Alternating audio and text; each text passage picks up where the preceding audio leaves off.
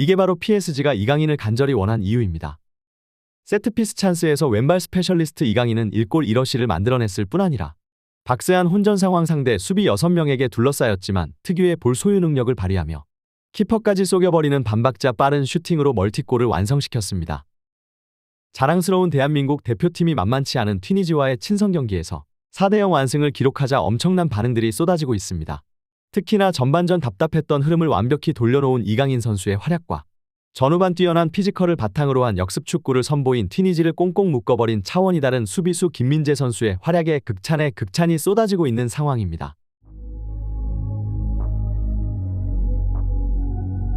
위르겐 클린스만 감독이 이끄는 대한민국 축구 국가대표팀은 13일 오후 8시 서울 월드컵 경기장에서 열린 10월 A매치 1차전에서 튀니지의 4대0 완벽한 승리를 거뒀습니다.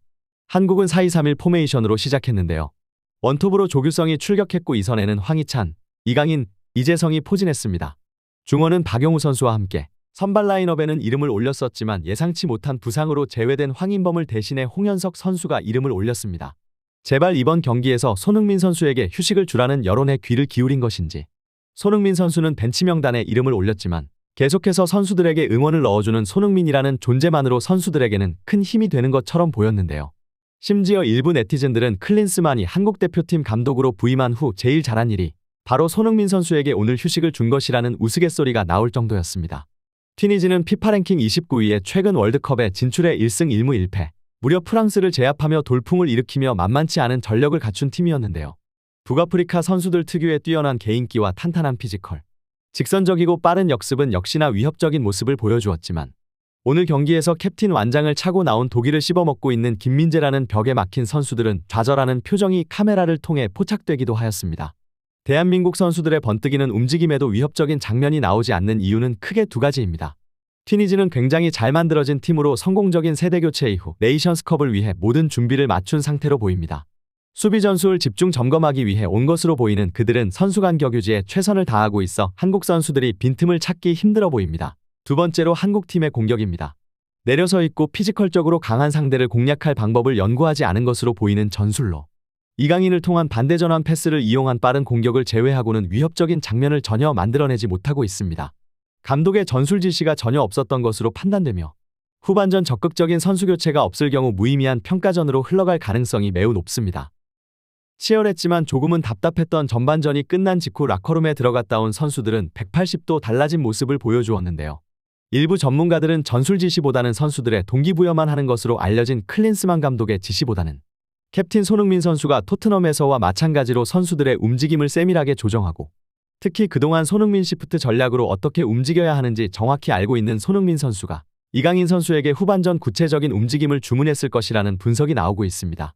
실제로 후반 시작과 동시에 대한민국의 공격을 진두지휘하던 이강인 선수는 결국 자신이 얻어낸 세트피스 찬스에서 프리킥골을 장렬시키며 한순간의 흐름을 가져왔습니다.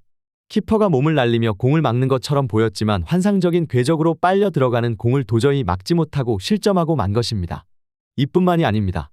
불과 4분 뒤에는 튀니지 선수 5명 사이에서 공을 빼앗기지 않고 소유하더니 간단한 페인팅으로 슈팅 공간을 만들어내고 반박자 빠른 슈팅으로 골을 장렬시켰는데요. 환상적인 이강인의 멀티골, 이것이 바로 이강인의 클래스를 알 수 있는 장면입니다. 뛰어난 드리블과 볼 소유 능력, 그리고 유럽 최정상급이라는 평가를 받은 드리블에도 그동안 약점으로 지적되었던 공격 포인트 창출 능력이 떨어진다는 점을 이번 국가대표팀에서 완전히 극복한 모습을 보여주며 A매치 데뷔골을 장렬한 그 경기에서 멀티골을 보여주며 대한민국 축구 팬들을 열광하게 만듭니다. 이것이 바로 이강인의 클래스입니다. 실제로 경기가 끝난 직후 잘레 카드리 튀니지의 감독은 이강인 선수의 플레이를 이례적으로 극찬하며 승리한 한국에 축하한다. 이미 알고 있었지만 어려운 경기였다. 무거운 결과이긴 하지만 0대4 스코어가 선수들 노력을 반영하진 않는다. 48시간 동안 이동했고 시차로 인해 체력이 떨어졌다. 한국은 강하게 압박했고 우리는 전반전 동안 버텼다. 하지만 후반전은 뜻하지 않은 개인 실수로 인해 첫 번째 골과 두 번째 골을 넣었다. 한국은 빠르고 신장이 좋으며 개인 능력도 뛰어나다. 우리는 경기에 집중하지 못했다. 이번 경기를 통해 실수에서 많은 걸 배웠으며 90분 동안 어떻게 집중할지 노력할 것이다. 가장 번뜩였던 상대를 묻는 질문에는 공격 라인이 돋보였다. 특히 18번 이강인이다. 개인기도 매우 뛰어나고 빠르다. 이런 선수가 있다면 차이를 만들 수 있다라고 답했습니다. 그러면서 이강인에게 프리킥으로 실점한 걸 언급하며 한국이 프리킥을 잘 처리한다고 알고 있었다. 이 부분도 해결하지 못했다라고 씁쓸해했습니다. 끝으로 카드리 감독은 한국은 빠르고 체력이 뛰어나며 현대 축구에서 필요한 모든 요소를 갖췄다.